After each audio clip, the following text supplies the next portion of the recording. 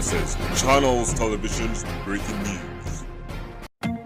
السلام علیکم ناظرین، آپ دیکھ رہے ہیں سریام CID نیوز اور میں ہوں منزہ. خبر شامل کرتے ہیں بصیر پور سے، جہاں سے ہمیں رپورٹ کر رہے ہیں محمد منشا.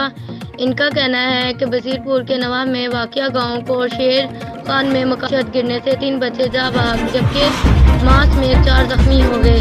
تفصیلات کے مطابق محمد اشرف ولد محمد یوسف قوم کمہار کے مکان کا پانی والا پر نالا بند تھا، جس کی وجہ سے بارش کا پانی چھت پر جمع ہوتا رہا، جس کے نتیجے میں چھت گرنے سے سعیدہ باعمر 4 سال، شیزہ باعمر 2 سال اور ابو بکر باعمر 2 ماہ موقع پر جاں بحق جبکہ شہناز بی بی زوجہ محمد اشرف، آمنہ بی بی دختر محمد اشرف باعمر 12 سال، عائشہ بی بی دختر محمد اشرف باعمر 10 سال اور افراہیم